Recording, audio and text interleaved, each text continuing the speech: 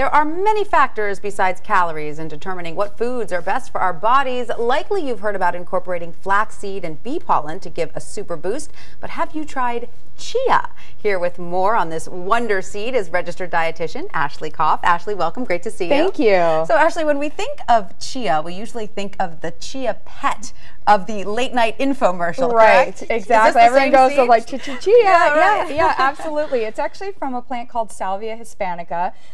We think like way back with the chia pet, but this plant has existed for hundreds of years back and has been part of the diet. And the seed has tremendous nutritional value. The plant itself is a little bit bitter, right, so it's not really something that we would be consuming. But the seed is rich in fiber, in a soluble fiber, as well as in omega fatty acids. Fantastic. And you recently took a trip, went straight to the source to find out more about this seed. Is that right? Yes, there are chia seeds around the world. This particular area where I went was to the northwest, the Kununurra in Australia. And I had a lot of questions about how chia is farmed, so I got to sit down with the farmer who started it all there.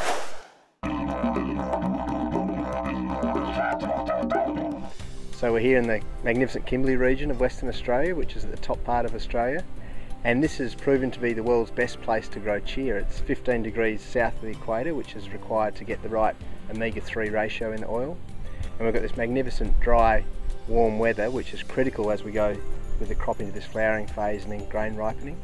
So we've got this fantastic opportunity to grow chia and grow it in such vast numbers and area. And that's really allowed us to be able to present it as a product to both the global health food industry, but also food manufacturers around the world. There was a vision of mine when I started the industry in Australia to make a positive contribution to the health and well-being of the community. And chia, having the omega-3, the dietary fibre, the antioxidants, were all nutrients we were lacking in the modern diet. So it's a fantastic natural crop that could introduce all these elements to the diet of Australians and all the world.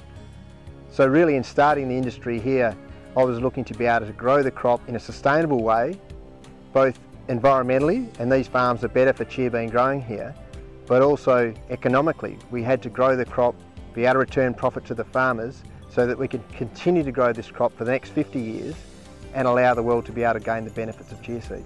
This is chia when it's ripe and ready for harvest. Chia is the plant name, and the genus is Salvia, and the species is hispanica. And it comes in two varieties, two colours, black and white. And this is a black chia. And when we harvest it, we just naturally remove the husk and the shell from the seeds, and there's a seed ready to eat. And there's your daily dose of chia. Fascinating stuff. So Ashley, is there really a difference between the black and white seeds? No, you know what I learned there, and you can see as you just sort of look at them in the hand, I couldn't even eyeball which plant was a black or white.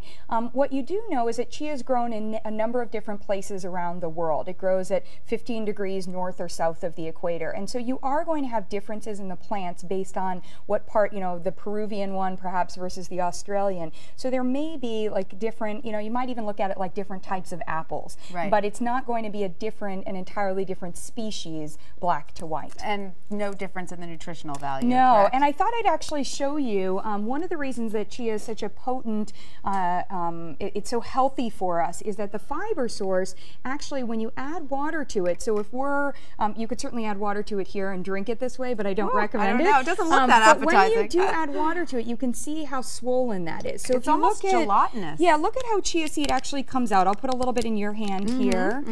So that's going to be the actual seed, right? And that seed is going to be, it's hard, it's got a casing around it. When you put it into water, or as if we were eating it, and it goes through the digestive tract as the moisture is being absorbed, it creates this very viscous so I'm going to put this here. How much seed is, how much visually, if we were to look at it, how much seed is in there? This is 2 of the shots, so it's about 2 of your daily doses, right? So you've got 2 of the tablespoons.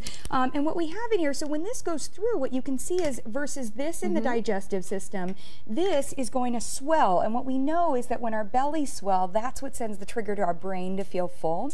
So one of the things I found in Australia that was so fascinating is they've actually, even to their white bread, but definitely to their whole grain breads, to their muffins, they've been adding the chia to get that increased fiber. And it doesn't have a taste, correct? It doesn't change the taste of the food. Right. If anything, it changes the consistency, but not in a gritty fiber way. It actually adds a moisture and a bit of a density. You know, and you have a story related to that book, Born to Run, about this drink, yes, correct? There was actually a gentleman in Mexico, and there's a book, Born to Run, out of it, where he was actually consuming this on a daily basis to reduce the inflammation throughout his body and as a fuel to run with. Exactly. All right.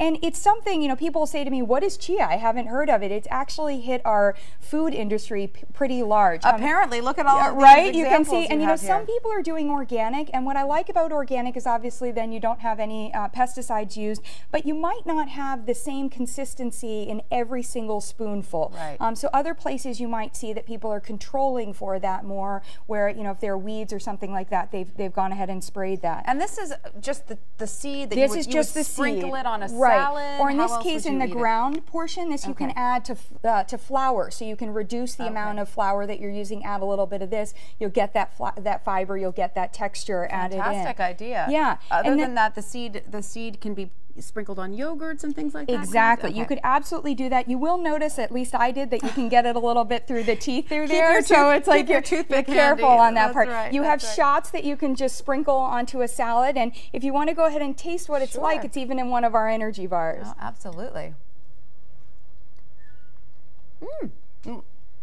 That's a delicious energy bar. I don't taste anything.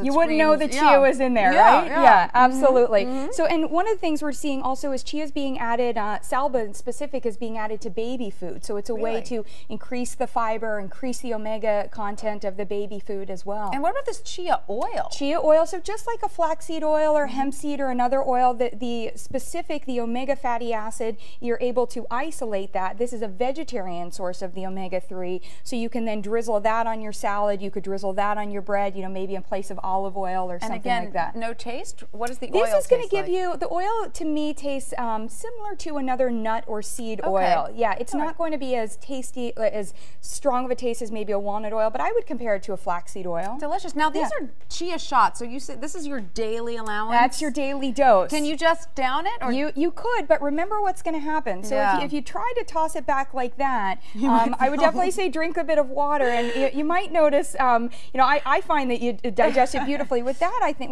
what I think is great about this is I travel so much, so I actually keep one of those in my purse or a couple. Spread it out through the day. Yeah, if I'm getting a salad out somewhere and I go, oh, there might not be a lot of great fatty acids or fiber, you know, in this, and I can sprinkle it on there, and I know I've upgraded my nutrition for that particular meal. Have you noticed any, since you've started adding chia to your diet, have you noticed any difference? You know, I wouldn't say I do a good job of incorporating a lot of different fatty acids. What I would probably have noticed the most is that I like the variety. It's something new, so you know, I think we're always looking for that new thing to add in. And it's even in sweets too. Right, I mean, absolutely. It's certainly popping up everywhere. All right, Ashley Koff, thank you so much for that. And you can check out ashleykoffApproved.com for more healthy alternatives.